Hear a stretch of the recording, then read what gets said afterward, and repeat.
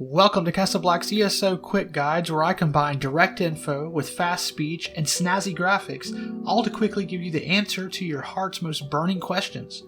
Assuming those questions deal with ESO and not anything of a romantical sense. I draw the line at human emotions. But if you're not too depressed to continue, let's get right to it.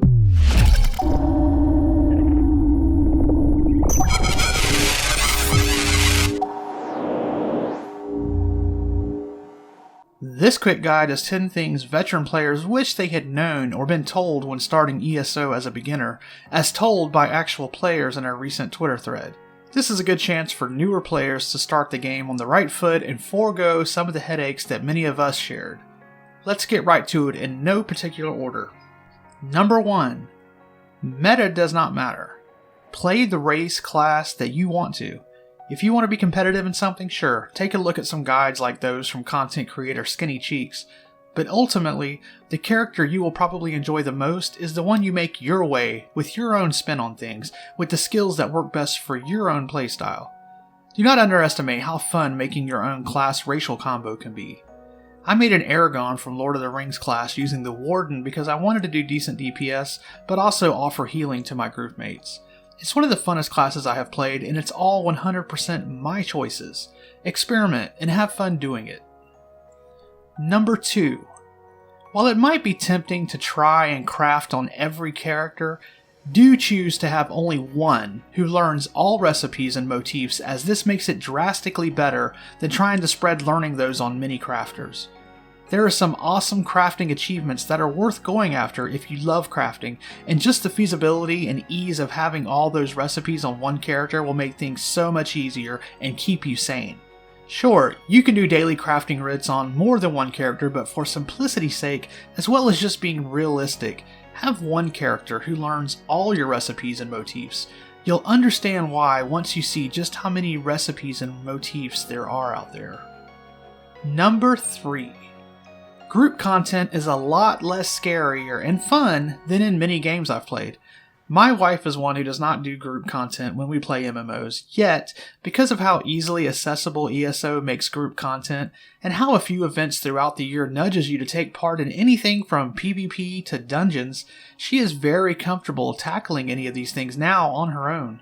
She frequently joins anchor type events while in Overland, and always does dungeons or group bosses when she comes upon them out in the world. I myself have taken up trials, as I like going after dyes and housing items that you can complete with pugs out in Craglorn. ESO group content can be tough for some of the hard mode challenges, but if you want to just do some and see how they are, dungeons are a great way to dip your toes in. Number 4. If story and continuity is important to you, then look up the chronological order to playing the storylines, which might net you more enjoyment. Especially with meeting recurring characters. When it comes to story, ESO is king. They do story well, whether that be random quests out in the world or their main zone stories. The only knock I have is that they don't really give up a great option to direct players on a linear path in the beginning who might want to experience the story in a direct order. This should be something that you can do in-game easily without having to go online and look up complicated charts to see how to follow the storyline. Number 5. Remember earlier when I said to pick one character as a crafter? Well, take that crafter and have them start researching right away. Learn what researching is. So basically, your armor, weapons, and jewelry all have researching that you can start on for each piece of armor. For instance, the bow has traits that you can research. Once you learn these traits, you can then add them to your weapons. Each weapon or piece of armor has 9 traits that can be learned, and they take days to learn each, and you can only learn 3 for each crafting table, but that's after you have opened the option to learn 3 with skill points. By the time you get up to learning those 9 traits, they literally take an entire month to learn, so start early and do it often. Oh yeah, and as a side note, jewelry only allows you to learn 1 trait at a time, and not 3 like the other stations, so get those jewelry traits started ASAP. Number 6.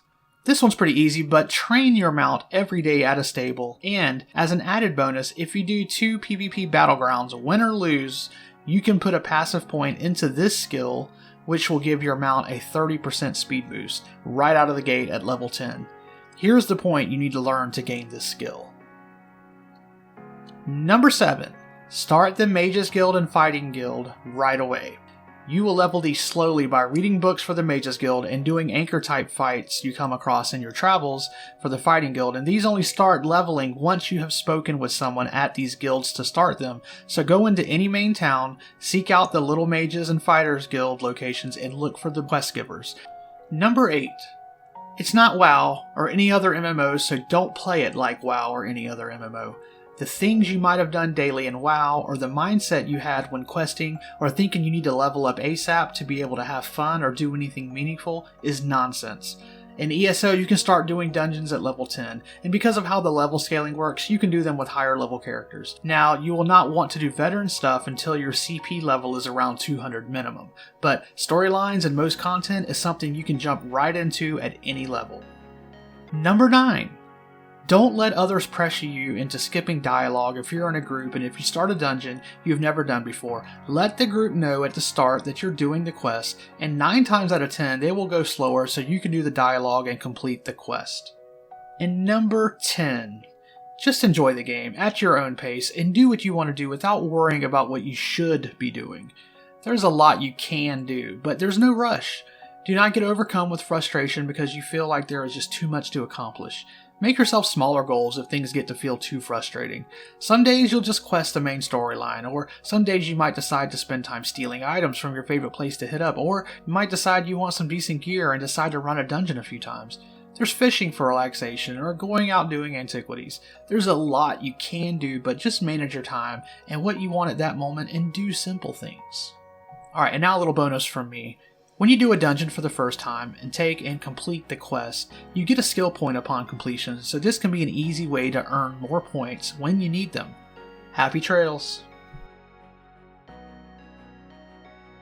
I hope you learned as much as I did with this guide, and also hoping my boasting about them being fast are accurate.